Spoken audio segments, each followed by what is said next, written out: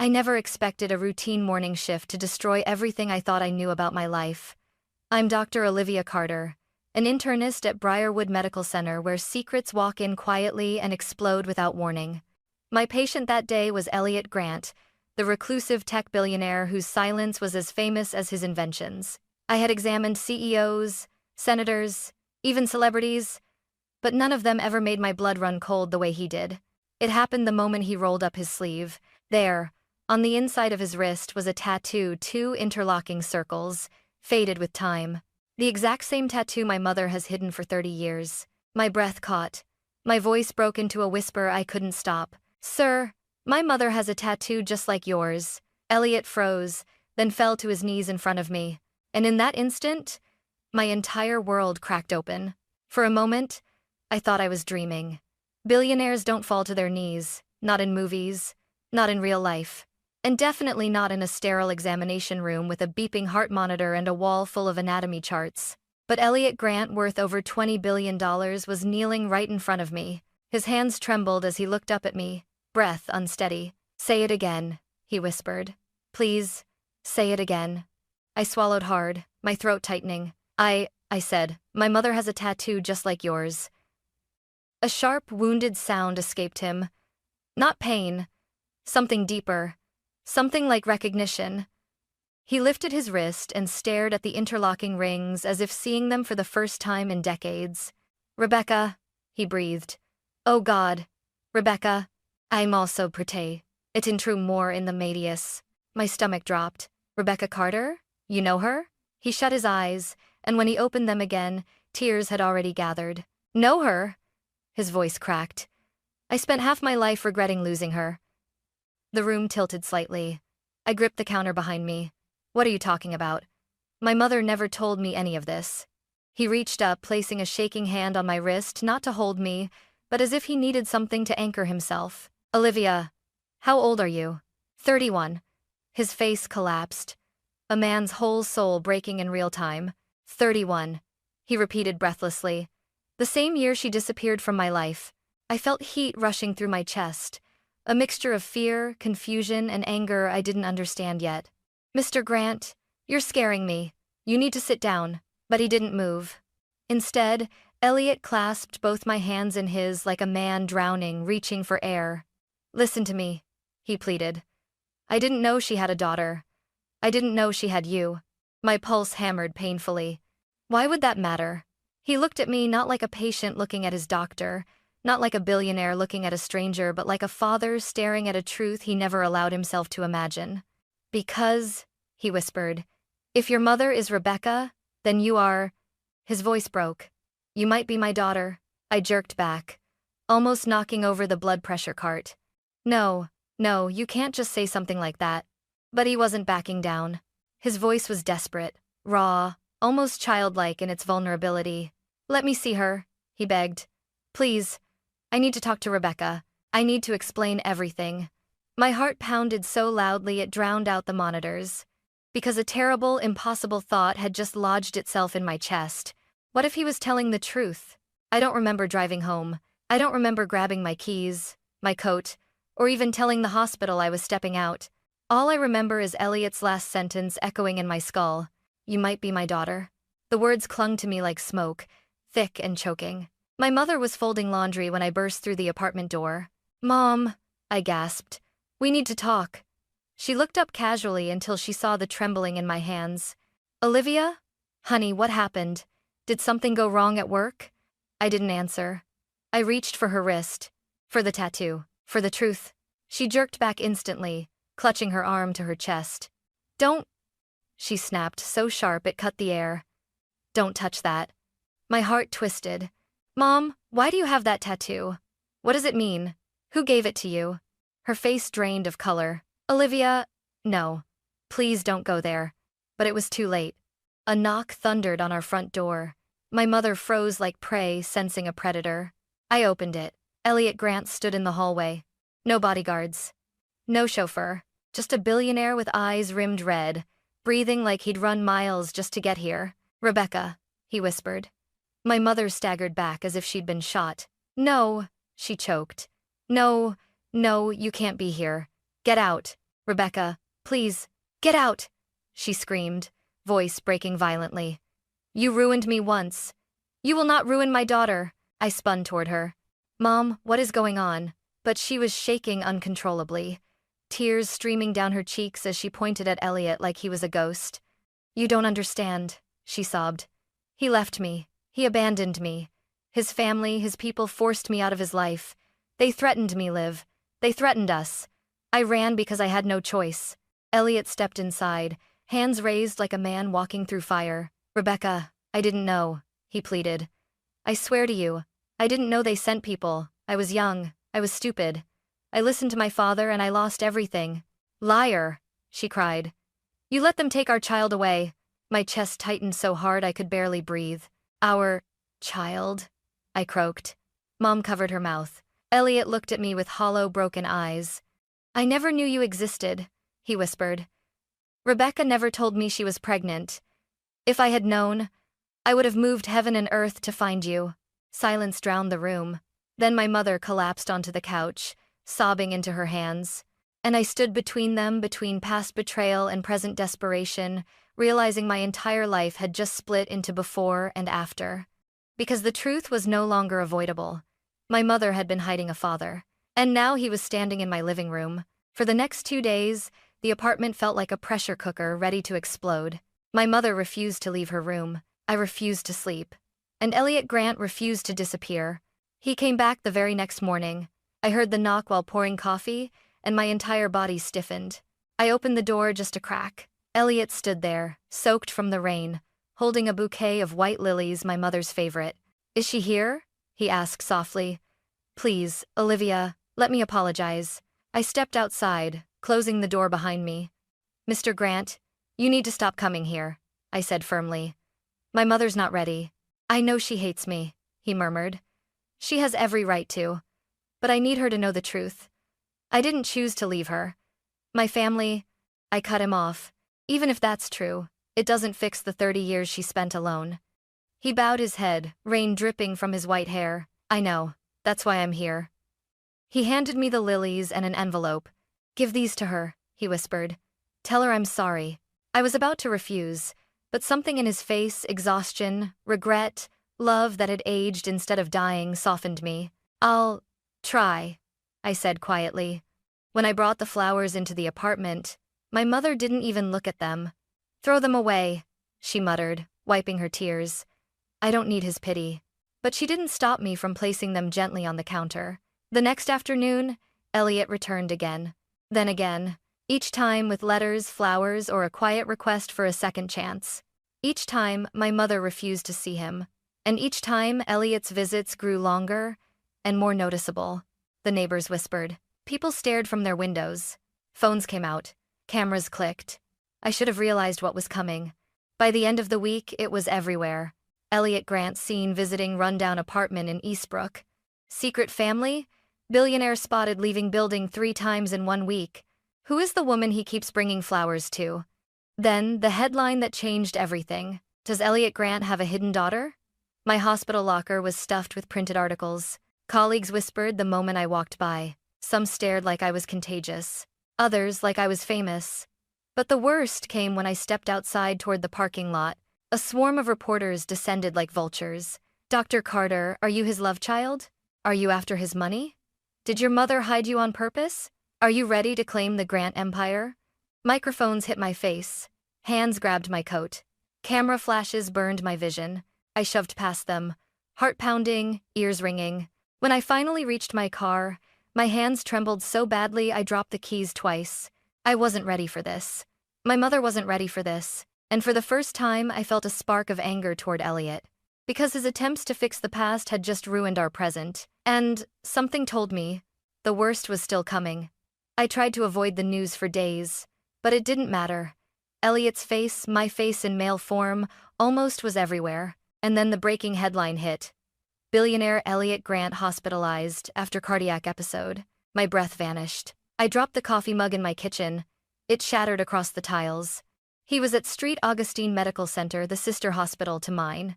I told myself I went as a doctor, not as the daughter he might have lost, not as the child he claimed he would have moved heaven and earth to find. But when I entered his private recovery room, the truth hit me like a punch. Elliot looked small. Shallow breaths. Skin pale. Eyes unfocused until he heard my voice. "Olivia, you came." The words were barely a whisper. I swallowed hard. "I'm only here to check your vitals. Some taking. You came," he repeated, a faint smile trembling on his lips, ignoring my formality. "Thank you. I didn't know if you would." I turned away to check his monitors, not ready to face the fragile man in the bed. "You shouldn't have gone to our apartment," I muttered. "You put us in danger." "Your mother deserves the truth," he said softly. Maybe she deserved peace more. He closed his eyes at that, the guilt deepening the lines on his face. When his nurse asked me to escort him back to his mansion for continued private care, I agreed reluctantly. The Grant estate was another world. Marble pillars, fountains, expensive cars lined like soldiers. I felt instantly out of place. Inside, the mansion smelled of cold stone and money. Elliot leaned on me as we walked in. Fragile, breath shallow. I was helping him toward the grand staircase when a voice sharp as broken glass cut through the silence. "Well, well," a woman sneered, stepping out from the hallway. "So, this is her." Veronica Grant. His wife. Tall, elegant, a silk black bun twisted on her head like a crown of thorns. Behind her stood a younger man in an expensive suit, jaw clenched, eyes filled with poison. Landon Grant. His only acknowledged child. Veronica's gaze sliced over me from head to toe. "This is the woman the tabloids are calling your secret daughter?" She laughed bitterly. "Really, Elliot? This?" Her hand gestured at me like I was dirt tracked inside on her marble floors. I stiffened. "I'm Dr. Carter," I said clearly. "I'm here to make sure Mr. Grant is safely stabilized." "You're here," Veronica hissed, stepping closer. "Because you smell money. I seen foreseeing that idea it must brings. Today for Mollis," Landon added with a smirk. "Gold diggers come in all shapes now, huh?" Blood boiled behind my ribs. But Elliot suddenly grabbed my wrist with surprising strength. "Don't speak to her like that," Elliot rasped. "She is..." Veronica's eyes widened. "What, Elliot? What is she?" He opened his mouth, but his breath faltered. His knees buckled, alarms went off, and right there, in the center of his perfect, polished mansion, Elliot collapsed into my arms. Elliot's collapse turned the entire mansion into chaos. "Call 911, I shouted, lowering him to the marble floor. His skin was cold, too cold. His pulse slipped beneath my fingers like water. Veronica shrieked. "What did you do to him?" Landon lunged toward me, but I snapped. "Touch me and I swear you'll be explaining to the police why you assaulted a physician during a medical emergency." He froze. Paramedics arrived within minutes, rushing Elliot back to the hospital. I rode in the ambulance beside him, my hands pressing oxygen tubing into place as he drifted in and out of consciousness. "Olivia," he whispered weakly. I'm so sorry. Save your breath," I said, blinking away tears. "Just stay awake." But something in me knew he wouldn't. Something in the way his fingers loosened around mine. 3 hours later, the attending physician stepped into the waiting room, eyes solemn. "I'm sorry. He didn't make it." My knees gave out. It felt like the floor fell away, and I dropped into nothingness. A man I barely knew yet somehow mattered more than I could explain was gone. I didn't realize I was crying until someone touched my shoulder. It was my mother. She must have rushed here the moment she heard. She wrapped her arms around me, whispering, "Oh, Olivia. Oh, honey. I'm so sorry." I clung to her like a child. Because pain, even for a stranger, becomes unbearable when that stranger might be your father. The funeral was announced 2 days later. Private, family only. But then a black envelope arrived at our apartment. Inside, invitation, at the request of the deceased. Signed by Elliot's personal attorney. My mother hesitated. "Liv, are you sure we should go?" "Veronica will." "I don't care," I said. "He asked for us. I'm going." She nodded quietly. "Then I'll go with you." Treat Helena Cathedral was enormous, cold stone rising like a fortress. Rain hammered the roof as if grieving too. Inside, everyone wore designer black politicians, CEOs, shareholders, all staring at us. Whispers spread like wildfire. "That's her. The secret daughter. Look at them, how shameless." My mother squeezed my hand, breath shaky. When we reached the first pew, Veronica stood abruptly, blocking our path. Her voice rang through the entire cathedral. "You are not welcome here." Everyone turned. Landon stepped beside her, glaring. "You're an embarrassment, get out." I felt my face burn. "Mr. Grant invited us," I said quietly. "His lawyer." "I don't care," Veronica snapped. "This is my husband's funeral. And you," she pointed at my mother, "are nothing but a mistake he should have forgotten." Gasps echoed across the pews. My mother's eyes filled with tears. "Please," she whispered. "I just want to say goodbye." "No," Veronica hissed. "Get out." The priest hesitated, but said nothing. No one stopped them. No one defended us. So we walked out under hundreds of accusing eyes into the pouring rain. My mother sobbed into her hands on the church steps. I wrapped my arms around her, my heart burning with humiliation and rage. As the cathedral bells tolled behind us, one truth became painfully clear. They planned to erase us, and they had no idea. I wasn't going to let them. 3 days after the funeral, when the humiliation still sat like a stone in my chest, my phone rang with a number I didn't recognize. "Dr. Carter? This is Samuel Whitford, Mr. Grant's personal attorney. I need you and your mother to come to my office this afternoon. It's regarding the reading of Mr. Grant's will." My mother froze when I told her. "Olivia, I can't face them again," she whispered.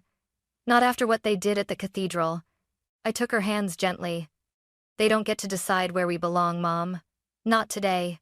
And so, that afternoon, we walked into a 30th floor law office overlooking the entire city.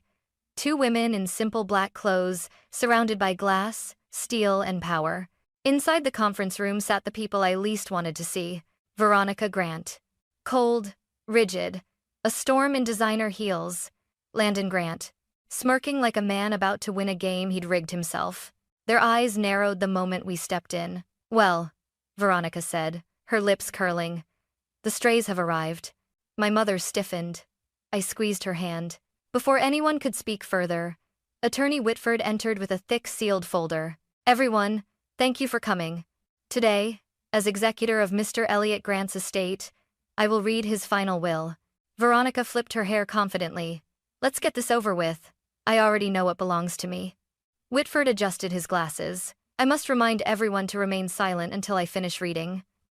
He opened the folder, and the room held its breath. "To my wife, Veronica Grant, I leave the Seabrook Summer House and a trust fund of $2 million. Veronica's jaw dropped. "Excuse me? That property is practically pocket change," Whitford continued as if she hadn't spoken. "To my son, Landon Grant, I leave my collection of vintage cars and 1% of my shares in Grant Biotech. Asterisk." Landon bolted upright. 1%? That's a joke. I'm his heir," Veronica hissed at the lawyer. "Read it again." But Whitford didn't pause. His next words shattered the room. "To Dr. Olivia Carter, I leave the remainder of my estate." Asterisk. Silence. Then, "What remainder?" Veronica demanded. Whitford looked directly at me. "All of it. All shares, all companies, all real estate holdings, all accounts, and all proprietary patents. Mr. Grant has designated Olivia Carter as the primary beneficiary of his entire empire." My mother gasped. Veronica screamed. Landon slammed both fists onto the table so hard a pen cup toppled over. "No, that girl manipulated him," Landon shouted. "She slithered into his life when he was vulnerable." Whitford raised a hand. "There is more." He pulled out a sealed DNA folder. "Mr. Grant conducted a private paternity test 3 months ago. The results confirm a 99.8% biological match between Elliot Grant and Olivia Carter. I mingers now in UK and now in the Mar Clade she." My breath left my lungs. He had known. He had known before he died. Veronica's face turned ghostly white. "This is forged," she spat. "We will challenge this in court. I will bury both of you." Landon pointed at me, eyes wild. "You think you can steal our life? Our legacy? You're nobody." I rose slowly, my voice steady despite the storm shaking inside me. "I didn't steal anything. This wasn't my choice. It was his." "Liar!" Landon lunged at me, knocking over a chair. 2 security guards rushed in, grabbing him before he could reach me. He thrashed, screaming, "She will not take what's mine." Whitford slammed the folder shut. "Mr. Landon Grant, this behavior is unacceptable. Legal action will follow if this continues. Veronica shook with fury, eyes burning into me as if she wanted to tear my life apart with her bare hands. This isn't over, she whispered venomously. We will destroy you. I turned, wrapping an arm around my mother. No, I said quietly. You already tried. And as we walked out of that glass tower, I realized the empire of the man who might have been my father now rested on my shoulders. And his real family wanted to crush me for it. The lawsuit came faster than I expected. 2 days after the will reading, Veronica Grant stood on the steps of the Grant Biotech headquarters in a black suit and sunglasses, microphones shoved in her face. My husband was not mentally competent, she announced, voice cold and theatrical. We will fight this fraudulent will with every legal resource we have. Landon stood behind her, jaw clenched, glaring into the cameras, and then my name. Dr. Olivia Carter took advantage of a dying man. She manipulated him. She deceived him. She is after money, not truth. The reporters ate it up like candy. By evening, my face was blasted across every channel. Illegitimate daughter accused of fraud. The Grant Empire under attack. Who is Olivia Carter, really? I wanted to scream. I wanted to hide. Instead, I stood in the kitchen gripping the counter while my mother stroked my hair like she used to when I was a child. Liv, listen to me, she whispered. The truth always wins. But I had seen the world. Truth didn't always win. Power did. The Washington State Supreme Court was crowded reporters, spectators, investors, angry shareholders. Flashing cameras blinded me as I walked in holding my mother's hand. Inside, Veronica and Landon sat at the plaintiff's table with an army of lawyers in $1,000 suits. When they saw me, Landon smirked. Ready to lose everything you stole? I didn't steal anything. You stole my father, he snapped. That's worse. Something inside me cracked, but I held my chin up. Our lawyer, Samuel Whitford, squeezed my shoulder.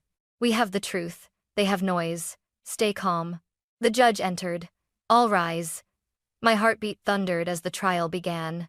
Veronica's lawyer stood first, pacing dramatically. Your Honor, Mr. Grant was a physically frail, emotionally compromised man. He was vulnerable. He was influenced. He was manipulated. He pointed directly at me. By her. Whispers rippled through the courtroom. I felt my mother clutch my arm. She wormed her way into his life, the lawyer continued. Suddenly he changes his will drastically, illogically right before death. Coincidence? We think not. Then Veronica took the stand. She put on tears like an actress switching roles. My husband wasn't himself, she sniffled. He was confused. He rambled about mistakes. He said strange things. He wasn't capable of making rational decisions. Landon followed. She is a scammer, he spat, pointing at me. A parasite living off our family name. She doesn't deserve a penny. The judge pounded his gavel. Mr. Grant, one more outburst and you will be removed. But Landon kept glaring at me like he wanted to tear me apart. When it was our turn, Whitford stood calmly. Your Honor, the plaintiff's present emotion, not evidence. We present facts. He handed a stack of documents to the clerk. Exhibit A. Elliot Grant's full psychological evaluation, signed by 3 independent specialists, confirming he was mentally competent throughout his final months. Gasps. Landon's jaw clenched. Exhibit B. A private DNA test Mr. Grant ordered months before meeting Dr. Carter, proving with 99.8% certainty that she is his biological daughter. Veronica's face went white. Exhibit C. The unredacted handwritten will, along with video and audio recordings of the signing. Mr. Grant states, in his own words, I am of sound mind. I leave my estate to my daughter, Olivia Carter. Whitford glanced at Veronica. Notice he says daughter. Not acquaintance, not stranger. The courtroom erupted. The judge banged the gavel repeatedly. Then Whitford said softly, Your Honor, we would like to call Dr. Olivia Carter to the stand. Has no beatter. My throat tightened. I walked up, sat, and took the oath. The courtroom blurred at the edges. Dr. Carter, Whitford began gently. Did you ever ask Mr. Grant for money? No. Did you ever threaten him? No. Did Mr. Grant ask to be part of your life? Yes. My voice cracked. But I wasn't ready. Why? I swallowed, tears burning my eyes. Because he was a stranger. And because my mother had lived 30 years in pain.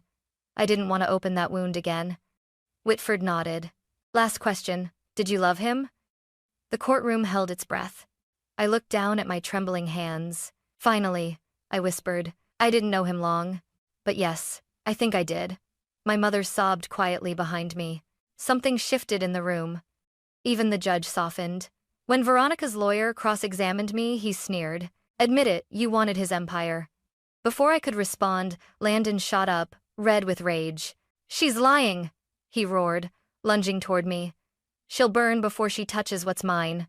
Security guards tackled him to the floor. The courtroom exploded in chaos. The judge banged his gavel so hard it echoed like gunshots. Mr. Landon Grant is hereby removed from this courtroom. As guards dragged Landon out, screaming my name like a threat, I sat frozen, shaking uncontrollably. But something inside me shifted. Fear disappeared, replaced by fire. After hours of deliberation, the judge returned. We find that the will of Elliot Grant is valid and enforceable. Full inheritance is awarded to Dr. Olivia Carter. Legal heir. Gasps, applause, outrage. Slowly, trembling, I exhaled. It was over. Veronica slumped in her seat, defeated, her empire slipping through her fingers. As the courtroom emptied, my mother hugged me tightly. You did it, Liv. No, I whispered. We did, but deep down I knew this wasn't a victory. It was an ending, and a beginning. One that would change everything. Winning the case didn't feel like victory. It felt like quiet after an explosion, thick, suffocating, full of dust and echoes. The Grant Empire now legally belonged to me, but I didn't touch a single dollar for weeks. I barely slept, barely ate, barely understood what my life had turned into. All I knew was one thing. I didn't want his fortune. I wanted his years. The years we never got. Liv, maybe it's time to start over, my mother said one morning as she brewed coffee, hands still trembling from months of stress. We were sitting in our tiny kitchen, sunlight filtering through the cracked blinds. For the first time in weeks, I felt something like peace. What do you think about the coast? She asked softly. You always loved the ocean. I did. The ocean didn't judge. The ocean didn't scream in courtrooms. The ocean didn't pretend to be family, only to turn violent. So we packed our things, just 2 suitcases each, and left the city behind. A month later, we stood in front of a small cedar house on a cliff in Port Townsend, overlooking the Puget Sound. Waves crashed against the rocks below, like the heartbeat of a calmer world. This, my mother whispered, feels like a place we can breathe. And it was. I met with attorney Whitford again, slid the inheritance portfolio across his desk, and told him, I don't want to run an empire. I want to rebuild a life. He nodded knowingly. So, we worked out a plan. I kept minor shares, not enough to control the company, but enough to protect it from corruption. A professional board took over full operations. Veronica and Landon received the assets granted to them in the will and nothing more. I placed most of the fortune in a foundation, not in Elliot's name, but in hers, the Rebecca Foundation, dedicated to helping single mothers, abandoned children, and families pushed aside by power and wealth just like she had been. When my mother saw the sign for the first time, her knees buckled and she cried in my arms. I never wanted revenge, she whispered. But this is healing. And I realized she was right. Weeks passed. Our lives settled into a gentle rhythm. Every morning, I drank coffee on the porch watching the sunrise paint the water. Every afternoon, my mother tended lavender bushes growing along the steps. Every evening, we cooked dinner while music played softly from the radio. One sunset, as the sky turned gold and the ocean shimmered like a moving mirror, my mother sat beside me. Liv, she said quietly. You remind me of him. I stiffened. Not the man he became, she added quickly, but the boy I loved. The boy who promised me the world with a tattoo on his wrist. I looked at my own wrist, bare but tingling with, I think he tried, Mom, I murmured. At the end, I think he finally tried. She nodded, eyes glossy. And I think, she whispered, he'd be proud of who you are. A breeze swept past us, carrying the scent of lavender and sea salt. For the first time in months, I let myself imagine Elliot standing there older, softer, forgiven, smiling faintly as the wind carried him home. I whispered into the wind, goodbye. Standing on that cliff, the waves crashing below, the wind sweeping through my hair, I finally understood. The empire he left me wasn't about money. It wasn't about power. It wasn't even about justice. It was about truth, the truth of who I was, the truth of who my mother had been, the truth of what he had spent a lifetime regretting. As the sky faded into evening blue, I took my mother's hand. "We're okay now," I said. She squeezed back. "Yes, we finally are." And for the first time since Elliot Grant rolled up his sleeve in my exam room, revealing a tattoo that changed everything, I felt free. I felt free. I felt free. I felt free. I felt free. I felt free. I felt free. I felt free. I felt free. I felt free. I felt free. I felt free. I felt free. I felt free. I felt free. I felt free. I felt free.